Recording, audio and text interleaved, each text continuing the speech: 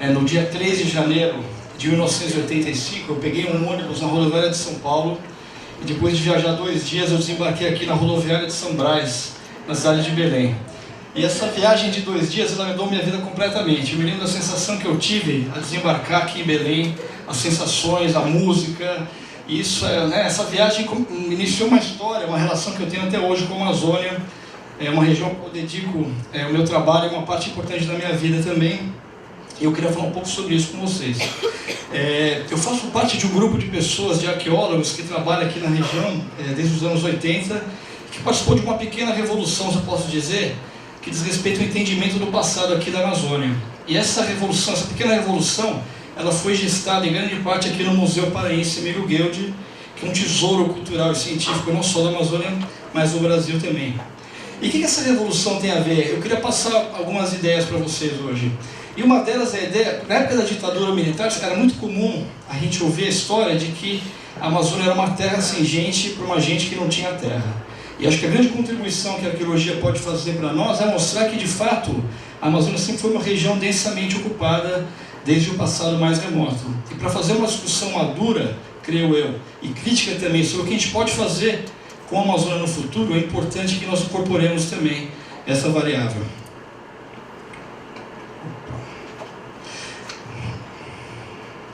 Essas imagens aqui, a gente vê lá em cima uma grande samalmeira no rio Aripuanã, lá no estado do Amazonas. Essa samalmeira está sobre um sítio arqueológico. Nós vemos aqui embaixo no meio alguns fragmentos de cerâmica que estão nesse mesmo local onde cresce essa floresta que parece ser uma floresta virgem. Nessa área também nós vemos um solo escuro que é conhecido como terra preta. Quem já andou pelo interior da Amazônia, por várias cidades aqui, já deve ter visto esses solos de terra preta, e nós sabemos hoje em dia que esses solos não são solos naturais, são solos que foram formados pela atividade humana no passado. Entre os povos indígenas que viveram aqui no passado, eles não só eles exerceram uma ação modificadora, em alguns casos a gente pode dizer que eles melhoraram as condições naturais da floresta. Os solos amazônicos normalmente são solos não muito férteis, e eles tiveram a capacidade de modificar através da ação humana e criar esses solos férteis que são as terras pretas. Uma coisa que é muito interessante para quem estuda a arqueologia amazônica é a grande diversidade cultural que a gente vê no passado. A gente fala muito em biodiversidade, que é uma coisa importantíssima aqui na Amazônia, mas a Amazônia também foi berço e ainda é de uma grande sociodiversidade. Essas cerâmicas que a gente está vendo aqui vêm de diferentes partes da região amazônica, do Rio Solimões, da região de Santarém, e a gente percebe, comparando essas grandes tradições artísticas, que não tem nada a ver às tradições artísticas pré-colombianas de outras partes do continente americano, olhando para a variabilidade do desenho, da decoração desses vasos aqui, por exemplo, a gente consegue aprender um pouco dessa grande diversidade cultural. O número de línguas indígenas falado ainda hoje na Amazônia é imenso. A diversidade linguística da Amazônia, ela só tem comparação com a Nova Guiné, lá na região do Pacífico. Não existe nenhum outro lugar do mundo onde existem tantas línguas, são muito ameaçadas, que sejam faladas como é hoje ainda a Amazônia. Então a diversidade cultural da Amazônia é muito grande. E parte dessa riqueza, ela compõe um acervo de museus no Brasil e no exterior, museus na Europa, nos Estados Unidos, aqui no Brasil também. Isso aqui é um exemplo de cerâmicas, por exemplo, da ilha de Marajó.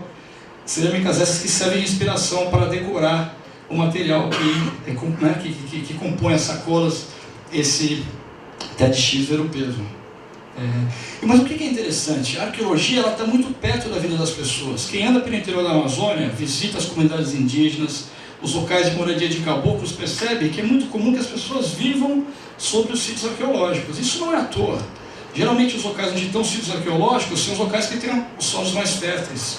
São os locais onde a gente vê as castanheiras, por exemplo, que foram formadas pela atividade humana no passado também. São os locais onde nós vemos as terras pretas, onde a roça é muito mais produtiva. Então é muito comum, e um desafio importante para nós, é o que? Os guardiães desse tesouro arqueológico são as comunidades, são os ribeirinhos, são os indígenas que vivem, os quilombolas também, pelo interior da Amazônia. Então é muito comum, se visitando o interior, que a gente perceba que as pessoas têm coleções de peças arqueológicas em suas casas, e algumas dessas peças têm um valor. O tráfico de material arqueológico ele é ilegal, ele é ilícito, mas algumas dessas peças têm um valor, podem ter um valor econômico muito grande. Isso aqui é um exemplo, nessa imagem aqui de baixo, por exemplo, durante a festa do Boi Bumbá lá em Parintins, é comum que os ribeirinhos vendam peças arqueológicas fragmentadas para os turistas que vêm de barco para ver o festival folclórico. Então existe um comércio ilegal de pedras arqueológicas aqui na Amazônia também. Bom, essas imagens aqui mostram alguns sítios arqueológicos, né? Aqui na Amazônia é difícil a gente encontrar pedra, não tem rocha. Ao contrário de outros lugares da América do Sul, como nos Andes, as estruturas que foram construídas pelos povos que viviam aqui eram estruturas de terra. Se vocês olharem naquela imagem na extrema direita ali, vocês vão ver um quadrado e um círculo dentro dele.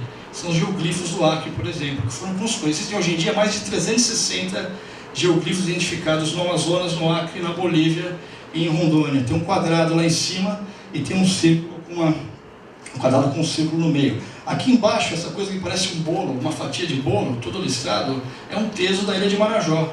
Os tesos marajóis, eles tinham às vezes centenas de metros de comprimento por dezenas de metros de altura e foram construídos pelos povos que viveram na ilha de Marajó durante mais de 1000 anos, fazendo esse tipo de construção. Aqui à esquerda, essa área desmatada aqui, é um sítio arqueológico de 3 quilômetros chamado Açutuba, que fica na beira do Rio Negro, perto de Manaus. Ele era uma cidade. Tem cidade hoje no interior da Amazônia que não tem esse tamanho. Então a gente tem casos aqui de sítios arqueológicos que têm dimensões e estruturas que são compatíveis com estruturas urbanas. E a arqueologia é uma ciência muito interessante. Eu sou, obviamente, apaixonado pelo que eu faço, espero fazer isso até o final da minha vida, né? Os arqueólogos têm uma relação meio masoquista com o seu objeto de estudo, porque quando a gente escava um sítio arqueológico, a gente está destruindo aquele contexto que está preservado para a gente, às vezes durante milhares de anos. Então a gente tem que fazer isso com muito cuidado. A escavação é um trabalho de registro muito delicado. É como se a gente estivesse lendo um livro e ao ler esse livro a gente fosse arrancando as páginas, né? É mais ou menos a mesma coisa, a gente destrói o que a gente estuda. Isso aqui são alguns exemplos de escavações que eu coordeno lá no estado do Amazonas. Mas o que é interessante, quer dizer, o que a gente tem descoberto nos últimos anos é um panorama sobre a economia e a organização social desses grupos que viviam no passado que é bastante surpreendente. Então, como eu disse anteriormente, hoje em dia os arqueólogos aceitam a ideia de que a Amazônia era densamente ocupada antes da conquista europeia. O que aconteceu com os povos que viviam aqui? Eles foram dizimados pela propagação de doenças, pela escravidão, né, que ocorreram no início do período colonial. Se a gente for olhar onde é que estão as terras indígenas hoje na Amazônia, na sua maioria, estão no Alto Xingu, estão no Alto Rio Negro, estão lá em Roraima, estão no Tumucumaque. Se a gente for pegar um barco e subir o Rio Amazonas, aqui de Belém até Tabatinga, com exceção dos Ticuna, que estão lá no Alto Solimões, a gente vai ver que existem poucas terras indígenas de grande porte localizadas na beira do Rio Amazonas. Mas os primeiros viajantes que passaram por aqui no século XVI e a própria arqueologia nos dizem que essa região era densamente ocupada, tinha muita coisa grande na beira do rio. Mas o que é interessante? A gente tem feito escavações, e mais cedo o Mondano falou de lixo bastante aqui, isso aqui são lixeiras também, essas manchas escuras que estão vendo são depósitos de lixo. E uma lixeira para um arqueólogo às vezes é uma mina de ouro de informação. E o que é interessante? O que a gente tem encontrado estudando essas lixeiras? Algo que eu acho que é muito interessante é o fato de que essas populações elas tinham uma economia que estava baseada no cultivo de plantas domesticadas, como a mandioca e o milho também, mas uma parte importante da economia dessas sociedades amazônicas pré-coloniais estava baseada no manejo de plantas selvagens, ou plantas não domesticadas. Vou dar um exemplo para vocês que é o açaí. O açaí é uma planta importantíssima, economicamente, culturalmente, tem uma importância simbólica muito grande, mas tecnicamente ela é uma planta selvagem que não foi modificada. As outras palmeiras, a única palmeira domesticada na Amazônia é a pupunha. Todas as outras palmeiras, a bacaba, o tucumã, né, o buriti, que são muito importantes, são plantas que são tecnicamente selvagens. O que eu quero dizer com isso? Que existia um modo de desenvolver uma relação com a natureza que permitia o desenvolvimento dessas sociedades demograficamente numerosas, grandes, vivendo nesses assentamentos, mas com um modo de exploração dos recursos totalmente diferente dos quais a gente conhece hoje em dia e dos quais estão se propondo para a Amazônia contemporânea. Então tem uma questão importante em contribuição que a arqueologia, creio eu, pode fazer.